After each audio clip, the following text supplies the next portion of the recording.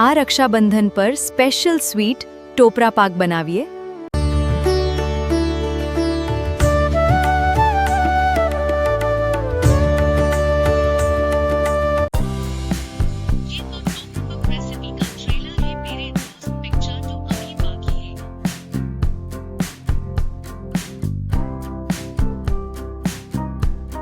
જય શ્રી કૃષ્ણ, જય વાઘેશ્વરીમાં મમ્મી કિચનમાં તમારું સ્વાગત છે। આજે આપણે ટોપરા પાક બનાવવાનો છે। તેના માટે મેં ટોપરાનો સોલ લીધો છે। આ બે વાટકા ટોપરાનો સોલ લીધો છે। એક વાટકો આમાં નાખ્યો છે અને આ બીજો વાટકો। ગ્રામ ગણી તો 250 ગ્રામ છે। હવે એ જ પ્રમાણે આપણે ખાંડ એડ કરી દઈએ। ખાંડ ઓછી લેવાની, એનાથી ખાંડ જો આટલી જ ખાંડ લેવાની, બહુ નહીં લેવાની ખાંડ। અને આ દૂધમાં પલાળીને કેસર રાખ્યું છે મેં। અને આ ફૂડ કલર છે। ફૂડ કલર તમારે જો નાખવો હોય તો પીળો બનાવવો હોય તો ફૂડ કલર એડ કરવાનો, નકર નહીં કરવાનો, ઓપ્શન છે આમાં। સફેદ કરવો હોય તો સફેદ કરવાનો। અને આ મોળો માવો છે, ઈ ગ્રામ 250 ગ્રામ લીધો છે મેં। આ ઘી છે, આ એલચી જાયફળ પાવડર છે, ચાસણી બનાવવા માટે પાણી છે। હવે આપણે ચાસણી બનાવી નાખીએ આપણે। હવે આપણે એક આ લોયું લીધું છે, લોયામાં આપણે ખાંડ એડ કરી દઈએ અને ધીમો ગેસ જ રાખવાનો। અને એમાં આ ખાંડ ડૂબે એટલું જ પાણી એડ કરવાનું। ધીમા ધીમા ગેસે આપણે હલાવતું રહેવાનું। ખાસ ગેસ નહીં રાખવાનો, ખાસ ગેસ રાખી તો આપણું પાણી વળી જાય અને ખાંડની ચાસણી છે ને એકદમ ઓલી થઈ જાય। એટલે ધીમો ધીમો ગેસ જ રાખવાનો। પાણી વળવા માંડે, ચાસણી એકદમ કટ થઈ જાય આપણી। ધીમા ગેસે જ ઓગાળવાની।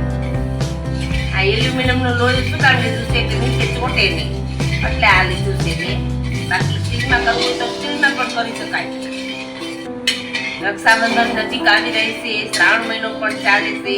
વ્રત ઉપવાસ કરતા હોય, એકટાણા ઉપવાસ, તો આ ચાલે ફરાળમાં ટોપરા પાક। આપણે ખાંડ ઓગળી ગઈ છે, જો એકદમ સરસ ઓગળી ગઈ ખાંડ। હજી આપણે ચાસણી બનવાની તો આપણે થોડીક વાર છે। આપણો એક તાર બની જાય ને ત્યાં સુધી બનાવવાની ચાસણી। ધીમો ગેસ જ રાખવાનો, ફાસ્ટ નહીં રાખવાનો, ધીમા ગેસ જ કરવાની। હવે આપણે ચાસણી થઈ ગઈ કે નહીં તે આપણે જોઈશું। આ આપણે એક બીટ લીધી છે મેં।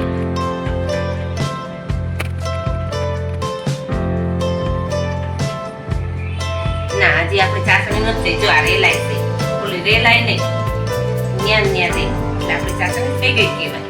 આ ચાસણી હજી નથી થઈ, પણ વળવા માંડ્યા છે। ચાસણીનો કલર પણ ચેન્જ થઈ ગયો છે, એકદમ બબલ્સ થવા માંડ્યા છે।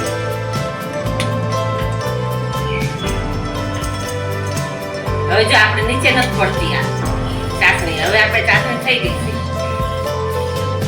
હવે આપણે ગેસ બંધ કરી નાખીએ। જો એકદમ તાર થાય છે, જો તાર થાય છે, ચાસણી આપણી થઈ ગઈ છે, તાર પણ વળવા માંડ્યો છે। હવે આપણે નીચે ઉતારી નાખીએ। નીચે ઉતારીને આપણે કેસર વાળું દૂધ કર્યું હતું એ પણ આપણે એડ કરી દઈએ। થોડોક ફૂડ કલર નાખી દઈએ।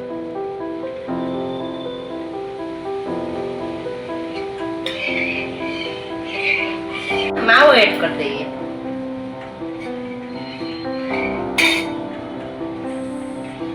સેજ ગરમ હોય ને એમાં સેજ એડ કરી નાખવાનું।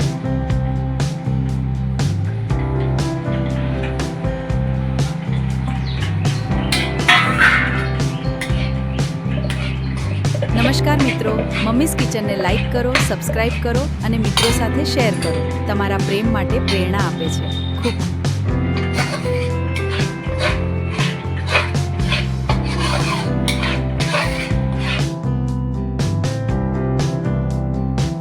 હવે આપણે એલચી જાયફળ પાવડર પણ એડ કરી દઈએ।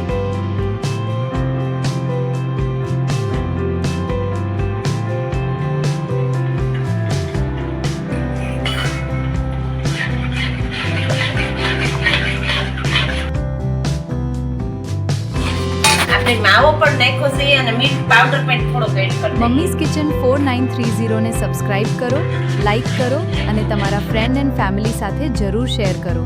Thank you. ના શેર કરે ને પછી પ્રોગ્રામ કમેન્ટ નાખવાનું। તરત નહીં નાખવાનું. તે જમતું ગરમ હોય ને જરાક ત્યારે જ નાખવાનો, પેલા નહીં નાખવાના, કારણ કે ટોપરામાંથી તેલ છૂટે ને તો આટલું ઓલું થાય. હવે આપણે ટોપરાને ખમણ એડ કરી નાખીએ.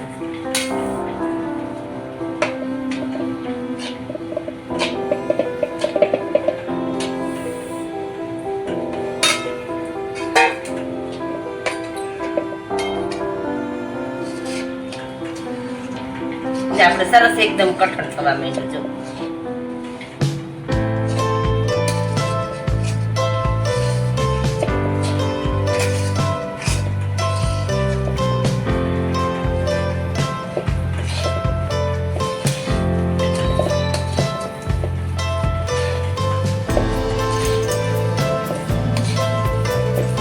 આમાંથી આપણે ઘી એડ કરી દઈએ. આપણો ઢોકળા પાક એકદમ સોફ્ટ થાય ને એના માટે આપણે ઘી એડ કરી દઈએ થોડું.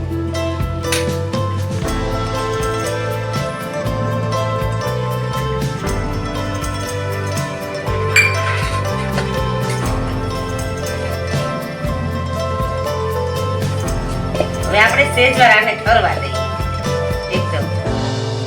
પછી આપણે કરી ચોકીમાં આ મેં પ્લાસ્ટિકની કોથળી લીધી છે, એને આપણે ઘી લગાડી દઈ અને પછી આપણે આને ટીપી નાખીએ એકદમ સરસ મજાનો. એટલે આપણો સરસ મુલાયમ થાય, એકદમ સોફ્ટ થાય. જો હવે ઠરી ગયો ને એટલે જો કેવો સરસ મજાનો થઈ ગયો.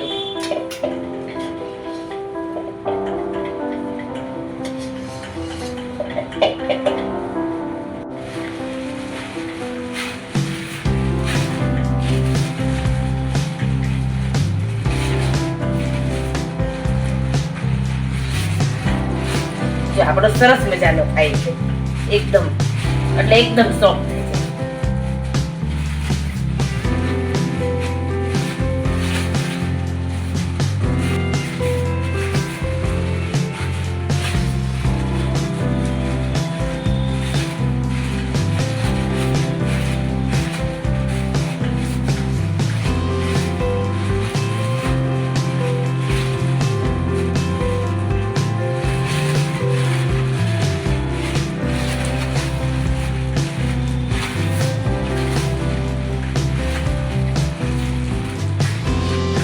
જો આપણો એકદમ સરસ થઈ ગયો છે, મસ્ત મજાનો થયો છે. હવે આપણે આ ચોકી છે, આપણે ચોકીમાં આપણે ઢાળી નાખીએ.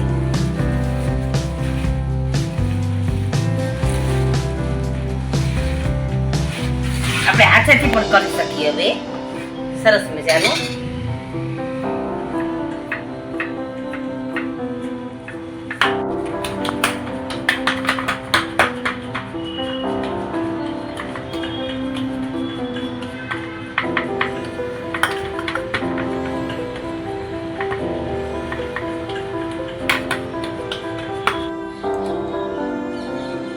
હવે આપણે ચાંદીનો વરખ લગાડી દઈએ. આપણે ટોપરા પાકને ચોકીમાં સરસ મજાનો ઢાળી દીધો છે.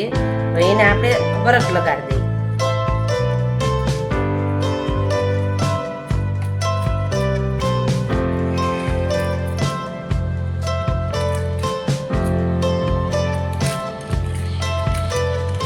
કાજુ બદામથી આપણે ગાર્નિશ કરી નાખીએ.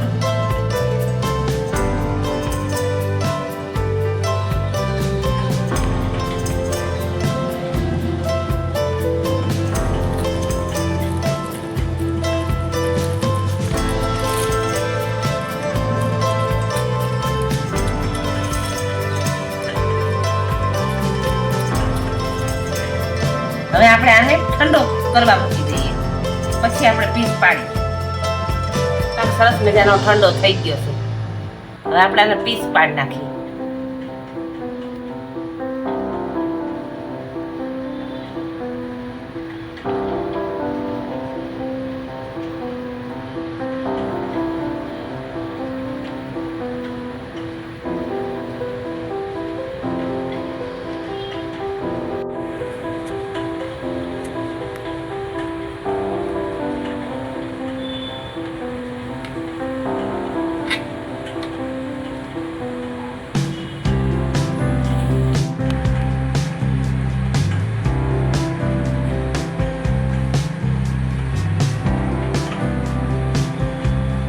એકદમ સરસ મજાનો આપણો પોચો થયો છે. એકદમ મસ્ત મજાનો ટોપરા પાક થયો છે આપણે.